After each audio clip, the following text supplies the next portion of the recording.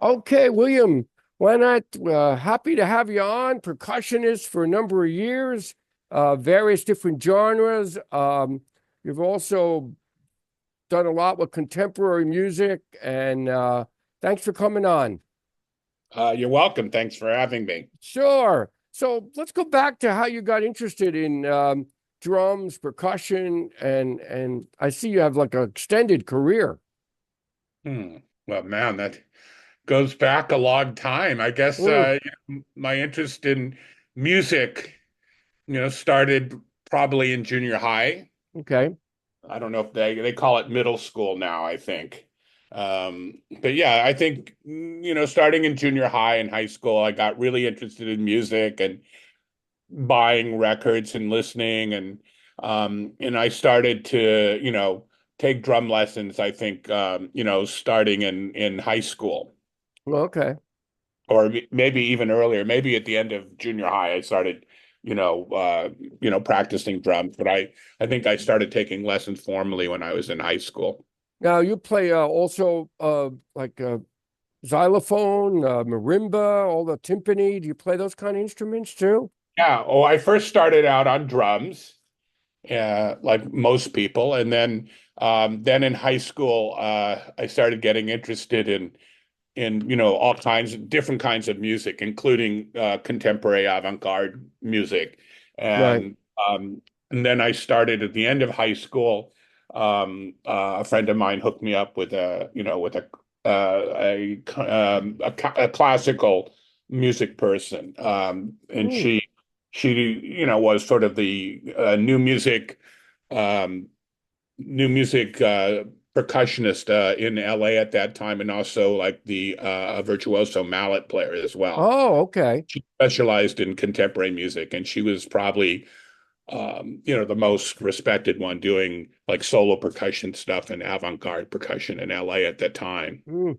Do you remember Ruth Underwood? I mean, she was pretty incredible. Yeah, Ruth Underwood. Oh, wow. Back in high school, I wasn't. I mean, I knew about Zappa and my friends were into Zappa, but I didn't get into that until later. But I definitely, Ruth Underwood would have definitely been in the scene, but it was another one in the scene doing new music. But her music was, I would say, at that time when I was in high school, she was specializing in Frank Zappa's music, Right, right. but she was also a classical percussionist who kind of ventured into this other area with Frank Zappa. Now you learned to read music, right? Is Right. that That's what I did with both my drum teacher and with my percussion teacher. I was learning to read music and especially learning how to play mallet instruments like right? marimba, vibraphone, and all of that kind of stuff. I love the people. Do you play four? Do you play two in each hand? I mean, that's a real skill. Two mallets Uh, in each. my teacher started me off right away with four mallets. Oh, that is It great. was she said it was better just start with that right away. So yeah, that was like the first lesson was like, starting, working with four mallets. That's a real skill. Be able to play four mallets, read music with that. That's something. I took drum lessons. The Buddy Rich book, and that was about Yeah, it. That was the extent of my learning how to read music. I wish I extended that, but I got right. them, but it didn't happen. So you played in a post punk kind of band, right? Oingo Boingo. Were they kind of like what kind of music was that? I remember them. Well, when I first started playing they were called the Mystic Knights of the Oingo Boingo. Okay. And it started by Danny Elfman's brother, Rick Elfman, and his friend, well, I can't remember his name, but and his wife Marie Elfman. They started this kind of theater group when they got back from Europe, and Rick asked Danny to be the music director, and so and I knew Danny from high school, and eventually Danny asked me to be, join the group, and so I Oh, did. okay.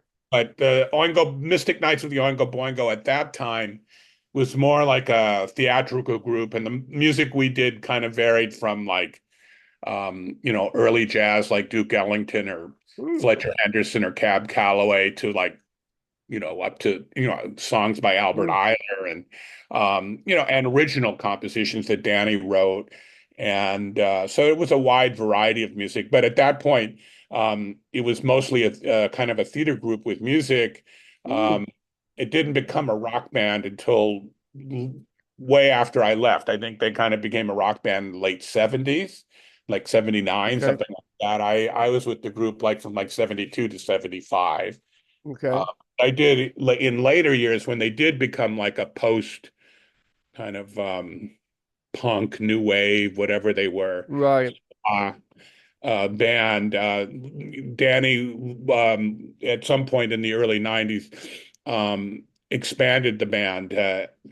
He added extra percussion and extra guitar, keyboards, and so he asked me to tour with Mm, them at that point because they were touring with with percussionists and some extra musicians. So I did get to play with the rock band, and at that okay. it wasn't called Mystic Knights of Oingo Boingo. It was called just Oingo Boingo, Well, I and that's remember that. I remember what the being to. seeing that listed in New York, the band playing when we were Yep, they playing. played in New York a lot, and they had they were very successful on the West Coast, and they had some videos on MTV, and they were in some featured in movies and things like that. Hmm. Um, but they were very popular on the West Coast, more so than probably on the East Coast. Oh, neat. Now let's talk about John Cage. I mean, you actually played music with John Cage? Yeah, That's incredible. I mean, I first started again. It was in high school that I first started to listen to John Cage's music and know about him. But it was in when I went to Cal Arts to college. I actually started to play a lot of John Cage's early percussion music. John Cage, along with people like Lou Harrison and Henry Cowell and Barres, were writing a lot of music back in the day for percussion. Right, Sort of been actually before World War II, and a lot of the Cage percussion music kind of became like standard classics. And at the time, when I went to Cal Arts, my percussion teacher and James Tenney and some other people were, putting on concerts of John's percussion music. So that's right. where I kind of first fell in love with John Cage. Mm. And then later, when I was in Canada, I got to work with John Cage. He had written a piece for the United States Bicentennial Oh, okay. that was commissioned by the CBC, and the part of it was that it required 12 performers that were American but living in Canada. And Okay. at that time, not me personally, but a lot of Right, people, Americans living in Canada, were there because of to avoid the draft in right. America. And this piece was called "Lecture on the Weather" and had some political annotations to annotations. I'm saying the word Mm. wrong. So I got to work. We did the American. I got to be part of the American premiere in Buffalo, Oh, and that's amazing. Cage came up to Toronto and worked with each one of us, each of the 12 musicians. He worked with each of us individually, and then we, went to Buffalo and premiered this piece, Lecture on the Weather, at the Albright Knox Gallery in Buffalo. Oh, oh, that's Also really great. included this amazing sound artist named Marianne Armache and a filmmaker named Louis Frangella. So it was a Mm. big kind of multimedia thing with 12 performers, 12 loudspeakers, Marianne Oh, recordings of thunder and thunderstorms at is it where was was was was this Walden Pond? It was where was Thoreau hanging yeah, out? Walden Pond, yeah. Right. So she went to Walden's Pond and recorded thunderstorms, and that was part of the mix. Now, was this recorded or was this recorded That for concert? No. And I don't think there is a recording out of that piece. It's kind of mm, because of the film and everything, it's kind of a visual piece. So I oh, don't know if there are any recordings. There might be. But that was the first time I got to work with Cage. And also this was mm, introduced me to Cage's later period of music, which I wasn't that familiar with. And then I kind of fell in love more even with Cage's later work when he got into chance operations. And then Mm. as the years progressed, I started to work with Cage more and more through different groups and different performers. And then towards the end of Cage's life, he actually wrote a piece for me and Joan LaBarbera and Leonard Stein and himself, dedicated to the three of us. Oh, wow. He premiered in Central Park. They have these Oh, concerts. oh It, yeah, the outdoors, right. yeah, the called Oh, Summer. that's great. So I got Okay. to play this piece that Cage had written for us with Cage. So that was really that That's kind of culminated everything because Cage actually passed away about a few weeks later. So that was mm, actually John Cage's last concert. wow. Now, how did you get the job? Did you audition? Did a lot of people audition for this? I No, mean, no, you no. I must mean, have been it was quite good. by that time, 1992, I already had a good reputation, a reputation Yeah. for specializing in new music and weird music or music that maybe only I and maybe a handful of other players in the world could play. Hmm. And this was kind of through a singer I had worked with when I was working with that I had met when I was touring with Steve Reich and musicians, a woman named Joan LaBarbera, who had worked quite a bit with Cage, and Right. Joan and I had recorded earlier, a few years earlier, all of John Cage's music for voice and percussion. Uh, Oh, right. and so it was through Joan that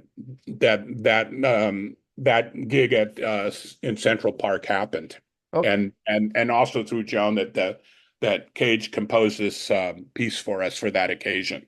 That is special. Now, you did things with Lou Harrison too. What was his music like? Well, he was also, him and John Cage um, kind of started out together. They both studied with the same person, Henry Cowell, and it was that Henry Cowell who brought them together. And for a while there, again before World War II, John Cage and Lou Harrison worked a lot. They formed their Mm, own percussion ensemble, and both of them wrote a lot of percussion music at that period, including a piece that they wrote together called Double Music. So Lou is also part of this percussion lexicon, mm, and he wrote these pieces back at the same time Cage wrote his pieces, and they kind of become standard, classic pieces mm. in the percussion repertoire, just like Beethoven's string quartets or Haydn's string quartets would become part of the string Right. quartet So if lexicon. you're so if you're studying, Early so if pieces you of Cage and Harrison were part of that, like part of the oh, percussion tradition. that's interesting. So if you're studying in college percussion, Lou Harrison's music will come up to play. Is that Yeah, how much? exactly. First, I Mm, mean, I knew about Lou Harrison before I went, in high school. I mm, already had, started listening to his music and knew about his music, but it was in college at Cal Arts that I actually got to play Lou's music, and I mm. actually started a correspondence with him when I was in at Cal Arts, asking him questions about Yeah. certain things, and we started writing back and forth. But yes, it's true that um, uh, I first started playing Lou's music when I was at Cal Arts through Mm, my teacher John Bergamo, and also through this composer named James Tenney. mm, And then I continued to do Lou's music throughout my career. And again, I met Lou when I was in Toronto, and then when I came out to California in the like the beginning of the 80s, I ended up becoming Lou's assistant when I was getting my master's degree uh, oh, at Mills College. So when I moved out here, Lou, I became pretty close friends and colleagues with Lou for the last maybe 23 or 25, last 23 years of his life. oh, that's great. Now you also did something with now Chris Brown. I'd like to talk a little about him. What was his music like? I see you did a couple records with him. Yeah, I have one actually coming out probably this fall of new pieces he wrote for percussion and live electronics. But I first met Chris in San Francisco in 1981. Okay. Uh, we started improvising together with a clarinetist named Peter Kuhn. He was the one that brought us together. And at that point, Chris was this amazing piano player and composer, Mm. and we hit it off right away. And Chris is one of the first people I met when I moved to Northern California, and Mm. probably one of the first collaborators or composers who started writing music for me, either solo pieces or pieces for me and him to play, or Oh, for interesting. different groupings. Chris, early on started writing a lot of music for me. So, and still does. And as I say, we have a new record coming out hopefully this fall. Yeah, we'll talk about that at the end. So with these kind of shows, it's all everything's written out, or there's room for improv when you play Yeah, live?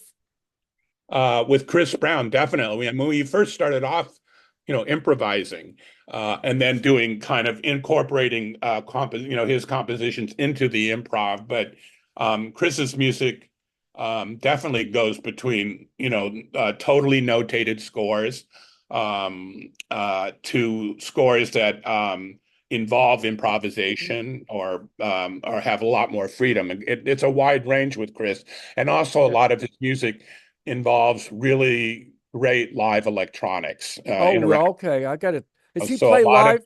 Go ahead. most of the stuff would be me playing even the solo pieces with Mm. his live, with his either his homemade instrument or his electronics that he designed or he programmed. So Do you play out here in the Northeast at all, or is it based in California? You do a lot of most of with your Chris, shows. I've performed all over the world with Chris, Mm. in Europe, and we have performed in New York at festivals and in various places. But more recently, since the pandemic, most of our concerts have been, yes, in the Bay Area. Mm. Um, uh, but I must have like maybe over a half a dozen records with him, including, records on John Zorn's label on Sodic, and on all kinds of labels, New Yeah, World Records. I see that. You have so much music out, and that's a special skill, I think. Somebody that just comes up reading music like a classical player, some of them don't know how to improvise. So to be able to read music and then also improvise, that's really something that's a special skill, because I think a lot of young kids that are classically trained, some of them don't know how to improvise music. Right. Well, I started off in high school improvising. I was very lucky in that when in high school I met a lot of musicians and artists that had similar likings that I had, or similar interests. And one of those was, we totally got into jazz and into Mm. improv music and into free jazz. So, starting in high school, I was already doing that. Oh, okay. And, going to see concerts like, Anthony Braxton with Oh, Chicken, yeah, it was great. or Sun Ra, or seeing Alice Coltrane. And so I was, very much, into that music already in high school. And then I kind of, my interest broadened, I started to really get into contemporary classical music. And I thought that would be a good way of also getting a kind of grounding in technique, or percussion techniques, Right, by, right, kind of studying, going this kind of classical way and studying new music and learning how to play, mallet instruments and timpani and snare drum, um, right. and Hmm. also learning, music by people like Xenakis and Stockhausen and Oh, those guys, Paulina right. and other people, or Marianne Armichet, people like that. We're listening any to German um, experimental music, like with Can and New. Were you listening to any of that kind of Back in stuff? high school, no, I didn't know about that stuff in high school. Mm. I mean, when I was from the rock world in high school, obviously in junior high school, I was listening to, like, kind of the English rock bands, and um, but then I kind of really got into Chicago blues, and that was my main interest, like Mm. my last couple of years in high school, and then through the blues into jazz and free jazz. So I kind of like the prog rock thing when which was going on, I guess, at that same time. Uh, Right. Yep. I didn't know about, or I'd heard about it a little bit, but I wasn't listening to it because I think those bands like, even, I mean, you could tell me, I think that Uh, those bands started in the late 60s or early 70s. right. I was a big Von de Graaff Generator fan, and of course Henry Cow. I loved, and we were big Can. I was a big Can. I loved Can. They were doing some really interesting Right. stuff. Well, So I'm opening for the person who started Noi, and how do you say it? yes, yes, it is. What's Yep. the guitar player's name, or the guy with the Oh, a Roder, Michael Roder, I think that his name. guy? Yeah. So Yeah. I'm playing a show with him on March 30th at the Knockdown Center in Brooklyn. Oh, he's very famous. But I know Oh, that, and he's doing his set will be music from Noi, I got basically. to try to get to that. I'm going to try to make that show. Are you going to now? When you play live, what is your setup like? I mean, we're going Well, to it the future here. depends, because I prefer to play on percussion instruments, like mouth vibes and timpani and Right, gongs and various percussion and drums. But a lot of times, a lot of these venues, they don't aren't able to get me those things as a back line, or it's too right. expensive, or this and that. But on this occasion, I'm playing with Thurston Moore in a trio. I'll probably mainly be playing drum set, and Mm, hopefully they'll supply me maybe with either with a vibraphone or a timpani or a gong. It's usually what I ask for, but depending on the venue and this and that, sometimes it'll just be a drum set. yeah, I had to lug my marimba all over the place. Nobody had it. I had to lug this big case on trains, cars, I never everywhere. did that. I would ask for it. Most of the time I could get this stuff, especially if it was new music gigs. And with Right. and a lot of the gigs we have done, they come up, they supply me besides the drum set with a vibraphone and a timpani and a Oh, large. that's nice. Yeah, well, Yeah, the type of music you're playing, I could see how they'd have that there or be able right, to get that. right. But I That's can't, the only time I mean, at my age now, I don't schlep anymore. But yeah, in my time, I definitely, loaded my car or truck up oh, tons of equipment and drove it all over, California to do gigs. yeah. That's what happens. I, Now, I'm over it now. yeah, I don't blame you. Now, you did a lot. What did you do? You did stuff with Fred Frith, right? I see. Yeah, I've done a lot with Fred. I love Fred Frith. He's great, great stuff. He's written several pieces for me, which we've recorded. And I played in his for a minute. I played in his band Gravity, Oh, which okay. and that some of those live performances. Now we toured like Europe and played back, in Brooklyn and stuff with that group. And some of those live recordings now are going to come out Oh, uh, that's good. very soon. Because I was a big Henry Cow fan. And then Yeah, I listened to Fred Gravity. I love that record. It's right. I interviewed Henry Kaiser recently, and he's done work with Fred. So, Oh yeah, it was Henry Kaiser that actually turned me on to Fred Frith. oh, how about that? Yeah, That's back in the interesting. early '80s. Yeah, I just spoke with Henry. I did an interview with him, and he had so many fascinating stories about that. Now, talk about Secret Chiefs 3. What's that? Is that your group or? No, no, no, no. Secret Chiefs 3 is Trey Spruance. Got He it. was Okay.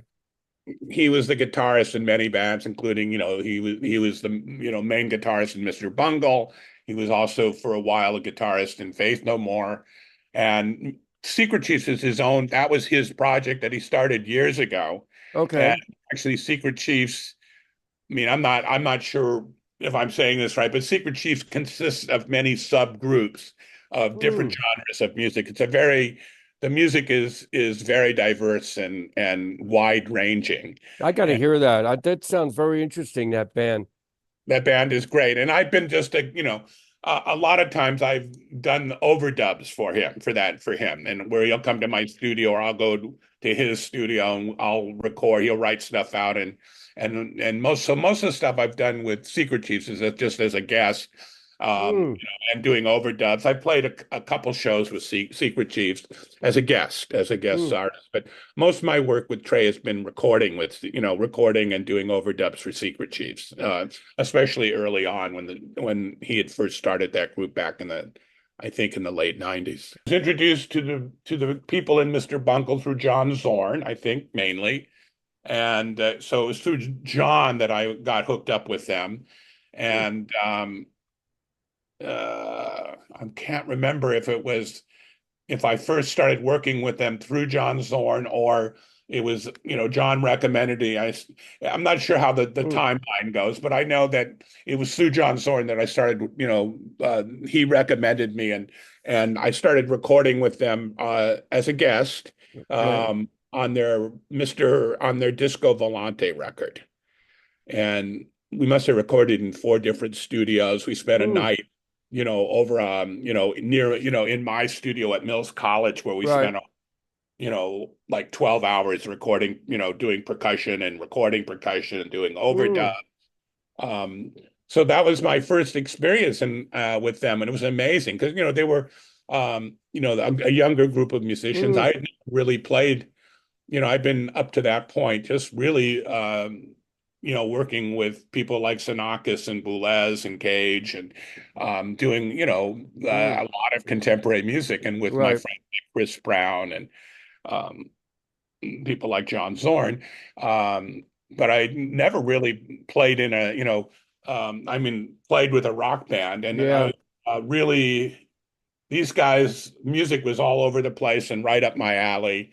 And we got along right away. And we did this recording for Disco Volante. And then they, for some reason, asked me to, join them as a guest Oh, okay. on the tours to promote their record. So I got Mm, to, do 6 or 7 tours around the world, wow. That's uh, great. playing Disco Volante and maybe a Right. couple off their first record. And the music was just all over the map, but really, really just beautiful, right up my alley. I totally could relate to it. It was a wide range of music. Every night, was a different set list. And the Mm, musicians themselves were really great. They were yeah. really great. And I'd never done a thing where, usually when you play like a piece by Xenakis or Stockhausen Yeah. or Luke Ferrari, you learn the piece, spend months learning, and then you play it once or twice, and then you go on to the next thing. And the Right. thing about playing with Mr. Bungle is we got to do these pieces over and over again, So you many, many, got good, right? You really got good all playing over it. the place. So, and, so I'd never had that experience, and, getting, being in a van and touring, driving around the United States, or getting in a van and in That Europe is, or Australia, and playing every night, for 6 weeks. It was kind of like boot camp for yeah, me. it is. Now, did they have a good following? I mean, were there crowds there that they had that came Yeah, to these they shows? definitely had a good following. I mean, we didn't play, we played like, clubs mainly, but Right. these clubs could fit 300 to 500 people. Oh, Like that's good. It'd be like, the Fillmore in San Francisco, or Wow, you that's a good. That's a great gig. the Bottleneck in Kansas City, or Toads in New Oh, Haven, that's something. or the Bowery Ballroom in New York, or something like that. Now, Those what's kind of the? venues. Do they still have the records available? Uh, Yes, I got to look into that. just recently, Rhino Records. I don't know if you know that Oh yeah, company. I know that company. They do reissues, I think. Right. I mean, I also think Rhino started off as a record store in LA when I was in high school, but they just re-released all of the 3 Warner Brothers records that Mr. Bungle, had made for Warner Right. Brothers. First record, Disco Volante, and their last record, California. So they pressed it on new vinyl, and it's now a 6, vinyl LP box set that just came out on Mm. Rhino, and features those 3 records, 2 discs for each record, plus bonus tracks. Oh wow. And they And even created a bonus track from giving me a credit, a composer's credit, which is the oh, first that's time in great. my life that anyone ever did that. So that was really nice of them. That's Uh, great that they came out again. I mean that's really good music. So it's good that a company like Rhino decided to, you know, put it out plus with extra tracks.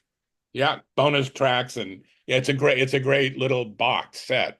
Boy, that's a band people should look into that are watching this right now. I mean, they were really good. I saw Well, listened to I mean, some of they their are music. really good. They're still They a band. are. They Oh, um they took oh, they're still kind playing. of took a hiatus for about 18 years, Right. and they all went on doing their own projects. And again, all of these musicians are outstanding in their own right. And but then I guess right before the pandemic, they regrouped uh, Hmm.